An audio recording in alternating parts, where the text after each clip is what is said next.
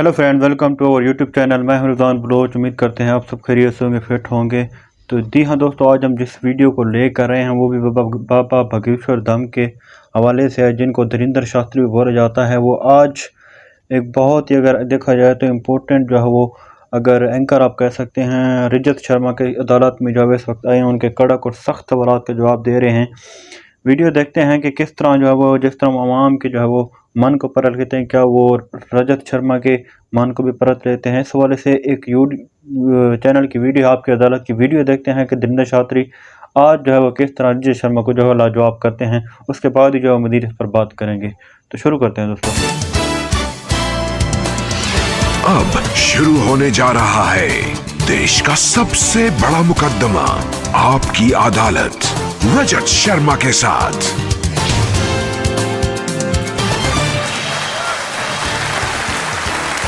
नमस्कार, आपकी अदालत में आपका बहुत बहुत स्वागत है।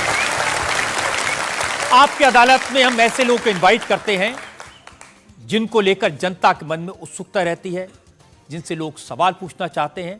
ऐसा ही है, जिनके बारे में लोगों के मन में क्यूरियोसिटी होती है। पिछले दिनों मैं जहां भी गया, लोगों ने मुझे एक शख्स के बारे में कहा, आप इन्हें आपकी अदालत में बुलाइए। और मैं भी सोचने के लिए मजबूर हो गया, ये कौन है जिसके बारे में हर पब्लिक फंक्शन में लोग मुझे कहते हैं, जिसके बारे में लोग मैसेज भेजते हैं, दर्शकों की बार बार मांग आती है। पता किया, इनकी सोशल मीडिया पर काफी फॉलोइंग है। ऐसा ही जब है। ये अपने घर से बाहर निकलते हैं तो सड़क पर ट्रैफिक जाम हो जाता है, लाखों लोगों की भीड़ इकट्ठा हो जाती है। इस शख्स को आपकी अदालत में आमंत्रित कर रहा हूं। प्लीज वेलकम बागेश्वर धाम के प्रमुख धीरेंद्र कृष्ण शास्त्री। वाह,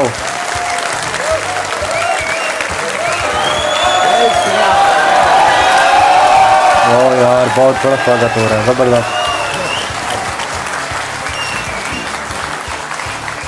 लंग बंदा है यार।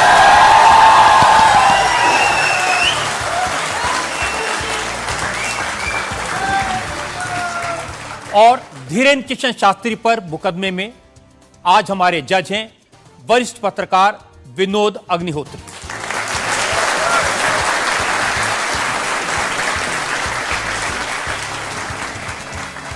जज भी आ गया। मुकदमा शुरू करें, इल्जाम सवालात का सिलसिला शुरू करें, आज के जज विनोद अग्निहोत्री की इजाजत चाहेंगे आज की कार्रवाई शुरू करने के लिए।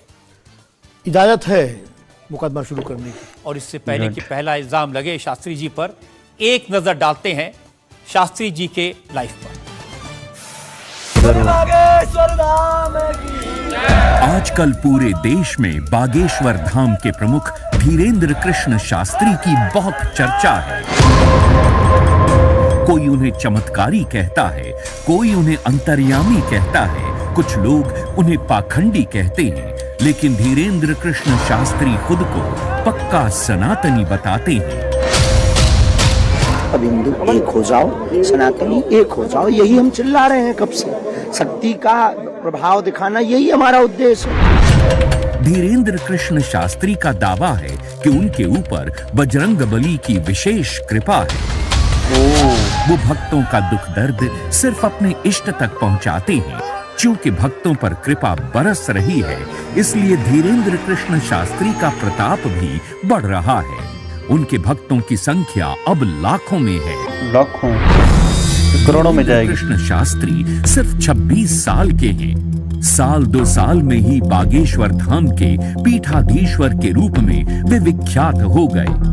अब बड़े बड़े मंत्री और अफसर भी उनके दरबार में हाजिरी लगाते हैं। धीरेंद्र कृष्ण शास्त्री सबसे पहले नजरों में आए जब संस्कार टीवी पर उनकी भागवत कथा दिखाई जाने लगी।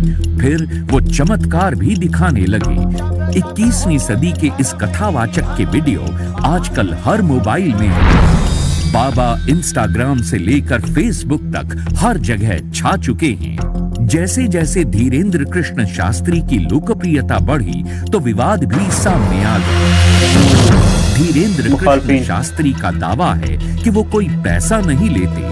जो उनके दरबार में आना चाहता है उसे सिर्फ हनुमान जी के यहाँ नारियल बांधकर अर्जी लगानी पड़ती है। धीरेन्द्र कृष्ण शास्त्री एक अच्छे वक्ता हैं। अब उनका संकल्प है कि वो सनातन धर्म को घर घर पहुंचाएंगे और भारत को हिंदू राष्ट्र घोषित करवाएंगे।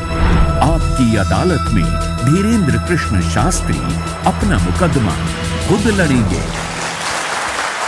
तो आइए शुरू करते हैं आज की इनकी मुकदमा। बायोग्राफी थी। आपकी अदालत में पहला इल्जाम धीरेन्द्र कृष्ण शास्त्री पर।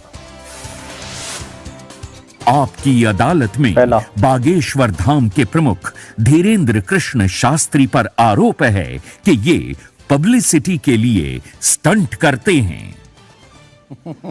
शास्त्री जी, बहुत सारे लोगों ने मुझे कहा कि आपको आपकी अदालत में बुलाएं। सोशल मीडिया पर आपकी मैंने देखा बहुत लंबी चौड़ी फैन फॉलोइंग है, 40 लाख लोग आपको फॉलो करते हैं। 40 बहुत लाख। सारे वीडियोस मुझे लोगों ने भेजे। आप सड़क पर निकलते हैं तो चारों तरफ भीड़ लग जाती है। तो रश एक लोगों वीडियो का। मैं जनता को दिखाना चाहता हूं जो आपके लोगों ने मुझे भेजा है।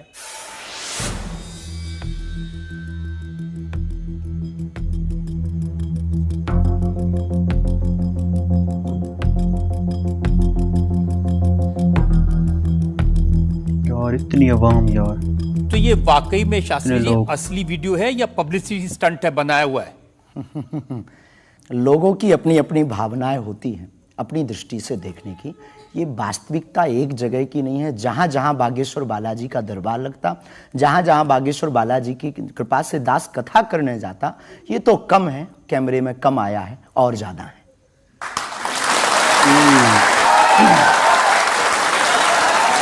लेकिन 26 साल की उम्र में इतनी चर्चा, इतनी पब्लिसिटी, ऐसा क्या है आप में? जिसका गुरु बलवान होता है, चेला पहलवान होता है।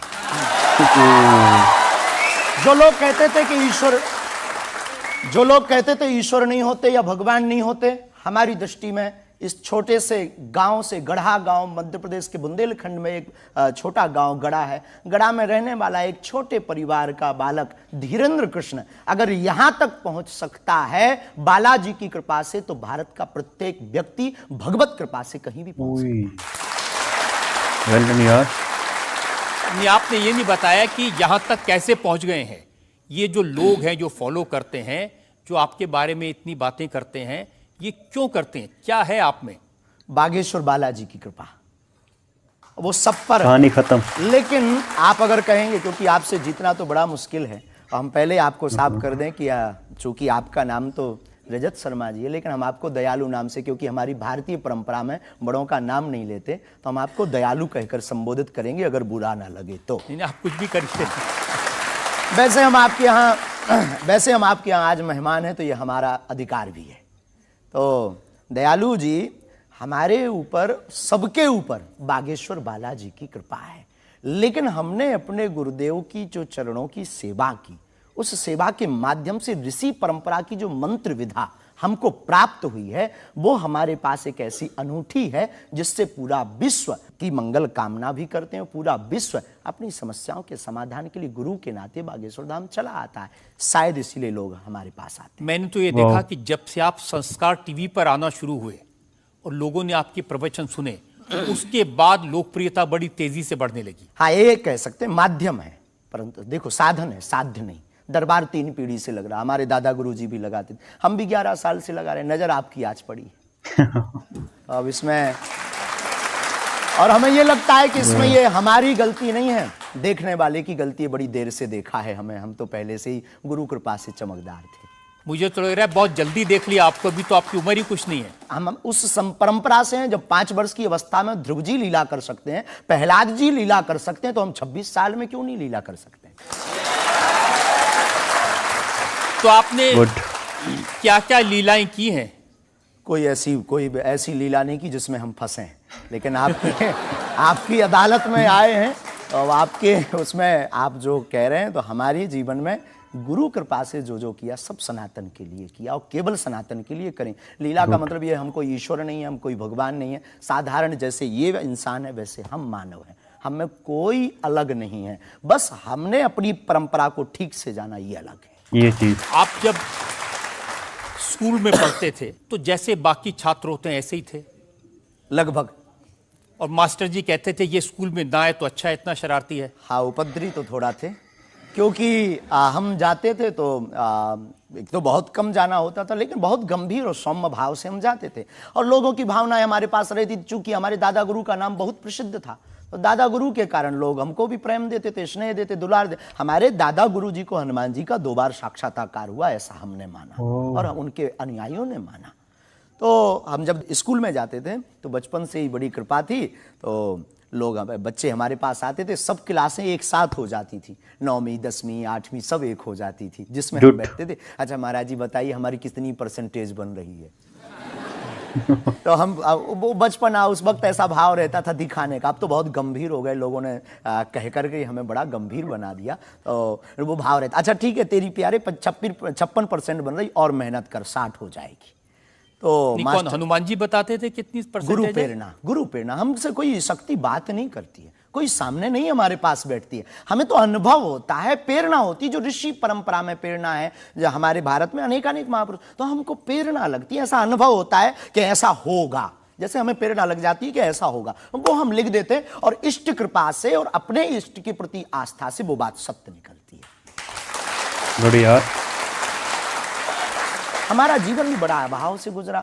एक छोटी झोपड़ी रहती थी, वो भी झोपड़ी कच्ची झोपड़ी, उसमें पिताजी रहते थे, हमारी माँ, हमसे छोटी बहन और उससे छोटा भाई, 5 लोग उसमें रहते थे। उसी में भगवान को स्थान था। दादा गुरुजी निर्मोही अखाड़ा से साधु थे, तो उन्हें परिवार से ज़्यादा मतलब नहीं था। तो बड़ा अभाव में गुजरा हमारा जीवन, बहुत विचित्र स्थितियों में गुजरा। लेकिन अभाव ने प्रभाव की महिमा बताई और आज प्रभाव ने हमें अभाव की महिमा बताई। तो आप कह रहे हैं कि जब छात्र थे तो साधारण छात्र थे, जैसे बाकी बच्चे होते हैं, वैसे आज घर परिवार वैसा था जैसे बाकी लोगों का होता है। कोई नई बात नहीं, कोई ऐसा, हम कोई ईश्वर नहीं है, हम संसार से कोई अलग से ब्रह्मा जी की फैक्ट्री से सेट नहीं भये। हम जैसे दुनिया है वैसे हम हैं। बस गुरु परंपरा और हनुमान जी की कृपा क्या होती है, शायद हनुमान जी ने और गुरु ने हमको चुना ये ललकार कर बताने के लिए, हमें लगता है हमारे। यार ये मुझे पहले अंदाज़ा था कि ये आपकी अदालत में जो प्रोग्राम है वो तकरीबन 1 सैटरडे होगा, क्योंकि देखा जाए तो सिर्फ रिचर्ड शर्मा नहीं बोल रहे, उनको तो मेरे ख्याल में चुप करा दिया बागेश्वर धाम ने।